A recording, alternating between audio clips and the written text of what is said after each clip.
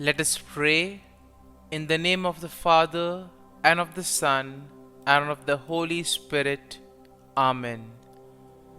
O Jesus, through the Immaculate Heart of Mary, I offer you my prayers, works, joys, and sufferings on this day for all the intentions of your Sacred Heart, in union with the holy sacrifice of the Mass throughout the world, in reparation for my sins, for the intentions of all my relatives and friends, and in particular for the intentions of the Holy Father.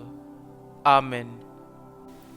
Let us pray for the intentions of the Holy Father for the month of December.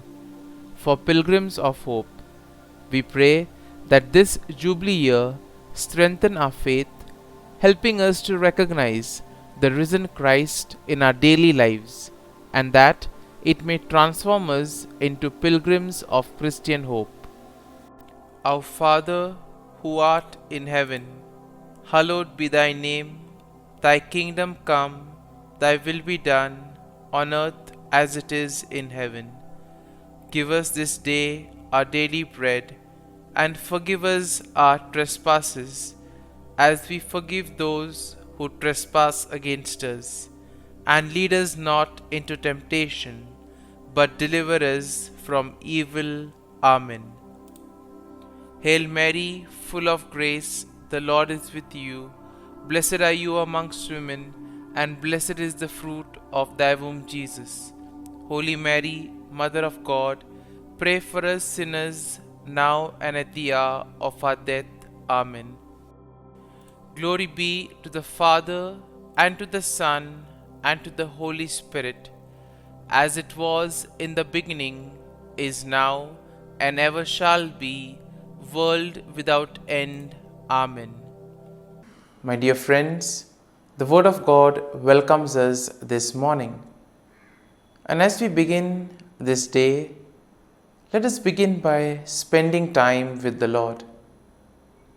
As we have decided to welcome this day in the presence of the Lord, let us begin by thanking Him for all that He has done for us, all the blessings that He has bestowed on us, and most importantly, for all the graces, for all the favors that He has given us right from our birth till now.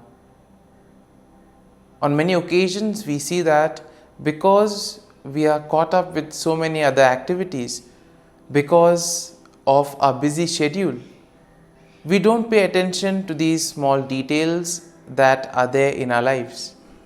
Very often, these graces, these blessings, which are so important in our lives, are kept aside. And therefore today, as we begin today's morning prayer, we ask the Lord to give us the grace so that we may be able to appreciate the good things that He has done for us.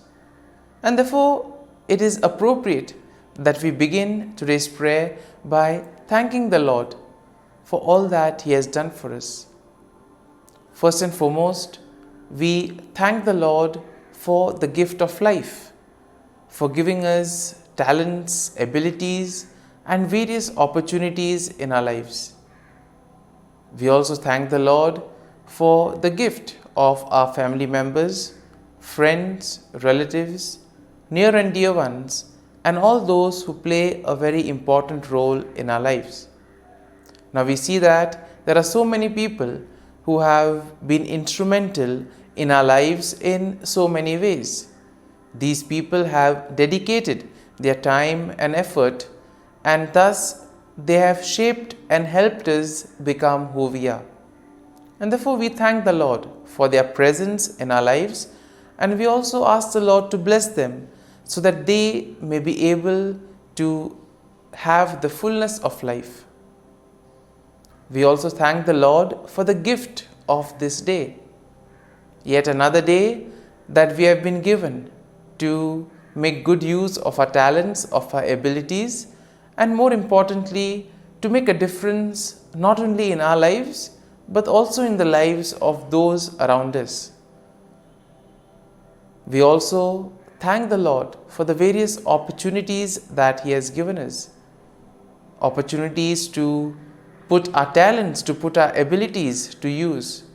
And at the same time, opportunities to help others make a difference in their lives. Lord, we also want to thank You for all the experiences that You have given us.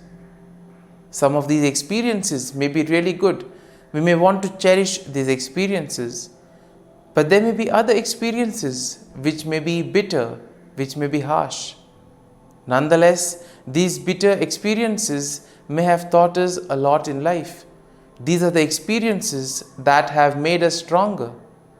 And therefore, Lord, we thank You for giving us these experiences, for making us better individuals, for making us stronger, and thus for preparing us to face the challenges in life. And therefore, my dear friends, as we participate in this morning prayer, let us ask the Lord for this grace that we may be able to radiate His presence to the world around us, that we may be able to become messengers of peace, joy and love, spreading His message of goodness, spreading His message of peace and love to the world around us.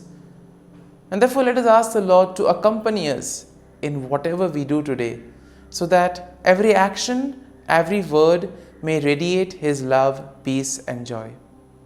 My dear friends, let us now reflect and meditate on Psalm 59.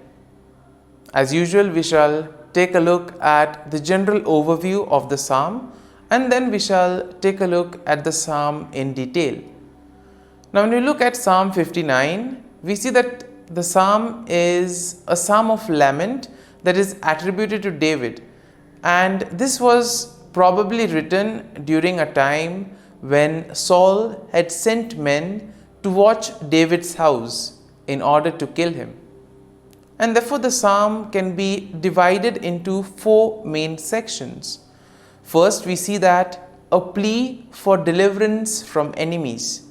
David's plea to be delivered from his enemies, which we will find in verses 1 to 5. In the second part, we see a description of wickedness and violence of the enemies, and this we can see in verses 6 to 7. Then in verses 8 to 10, we have a declaration of trust in God's protection. And finally, in verses 11 to 17, we see a song of praise and confidence of God's deliverance. Confidence that God will deliver him from all his enemies. And therefore, overall, when we take a look at the psalm, we see that Psalm 59 will reflect David's plea for deliverance from his enemies and his trust in God's protection. The psalm also acknowledges the wickedness and violence of the enemies, and at the same time, it will also emphasize the faithfulness and the strength of God. Now, the psalm serves as a reminder of the importance of seeking refuge in God during the time of trouble, and therefore expressing trust that God will deliver his people from all difficulties in life. And therefore the psalm will conclude with a song of praise, highlighting the confidence and gratitude that come from placing one's trust and faith in the Lord. Now, when you take a look at the psalm in detail, we see that in the first section of the psalm, David pleads for deliverance from his enemies, and therefore he implores God to deliver him from those who seek his life. Here we see that David will use vivid imagery in order to describe the intensity of the threat that he faces. Now, David will portray his enemies as fierce dogs who howl and prowl around the city. As we have already seen that the background of this psalm is how Saul sends his men in order to watch over David, and therefore probably here we can see that the fear or the anger, the grief, the sorrow that is probably there in David, and this is what prevents him in order to live a fulfilled life, because he's already been watched, he's always being surrounded, and therefore he uses very strong language, crude language, in other words, giving examples like fierce dogs who are ready to attack him at any time. And at the same time, we see that David will also express his innocence and his trust in God's protection. And in this way, he also pleads to God for God's intervention. Now, when we look at today's world, we also see that it's not very easy in order to practice one's own beliefs, etc. And there may be various factors for this. Sometimes we ourselves could feel as if we are being watched, as if we are being tormented by others. And in those moments, we can have confidence in the Lord that just as David was able to face and put his trust in the Lord, he was able to face his enemies, and thus he was fully confident that the Lord would be there, guide him and protect him. This is the level of confidence, this is the level of trust that all of us are called to have. Now, in the second section of the psalm, we see that David describes the wickedness and violence of his enemies. Now, David portrays them as arrogant and insolent, speaking lies and cursing with their mouths. And therefore, David laments that their deceitful and malicious actions are in a way emphasizing their own violent nature. And David also says that the actions of the wicked are in a way demonstrating their lack of fear or regard for God. And therefore, these are the people who basically feel that they are their own masters, that they don't require anybody else. They don't fear the Lord. And therefore, we see that David, in a way, describes their wickedness, describes their malicious intent. Now, moving on to the third section of the psalm, we see that David declares his trust in God's protection. He affirms that God is his strength and his fortress, that God is a refuge in times of trouble. And it is here we see that David expresses his confidence that God will go before him and he will comfort himself. God will comfort David by confronting his enemies. And it is here we see that David acknowledges that God is his defense and that God's steadfast love will meet him in the morning. So much faith and trust David has in the Lord. And in the final section, we see that David offers a song of praise and confidence in God's deliverance. David expresses his faith in God's power, and he also declares that he will sing of God's strength and mercy. In other words, David says that he will praise the Lord for all that the Lord has done for him.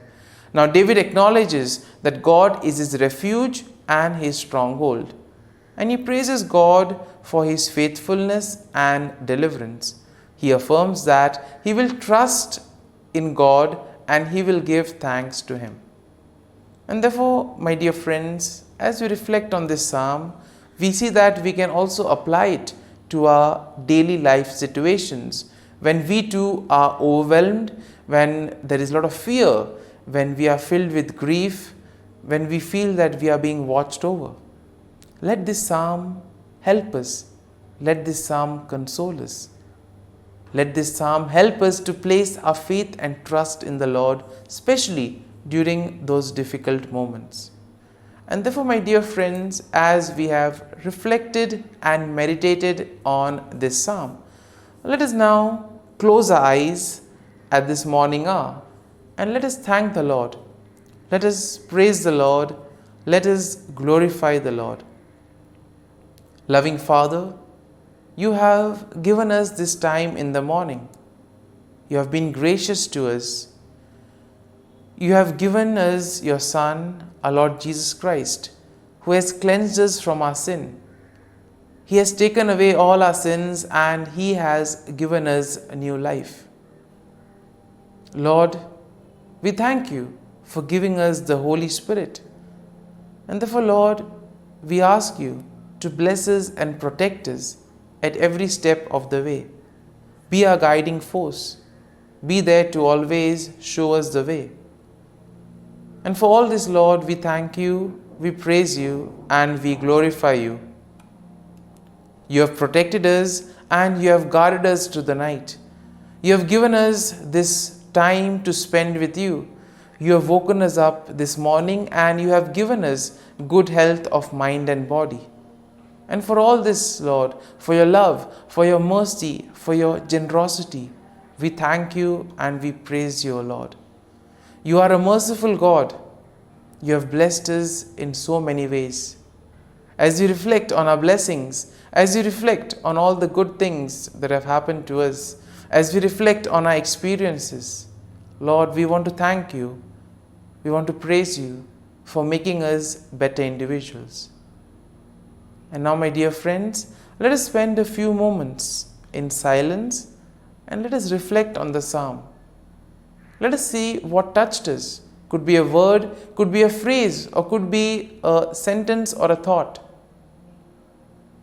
Remain with that and allow the psalm to take root in you so that ultimately your words, your actions will radiate the love, peace, and joy of Christ to the world around.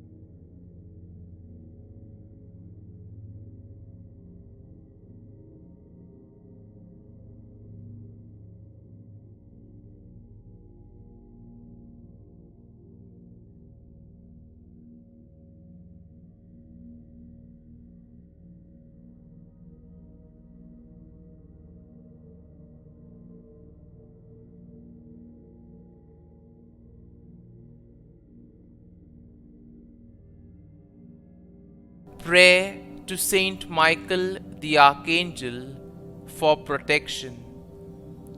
Saint Michael the Archangel, defend us in battle. Be our defense against the wickedness and snares of the devil. May God rebuke him, we humbly pray. And do thou, O Prince of the heavenly hosts, by the power of God, thrust into hell Satan and all the evil spirits who prowl about the world, seeking the ruin of souls. Amen. Act of Adoration. O Sacrament most holy, O Sacrament divine, all praise and all thanksgiving be every moment thine. Saint Gertrude, prayer for souls in purgatory.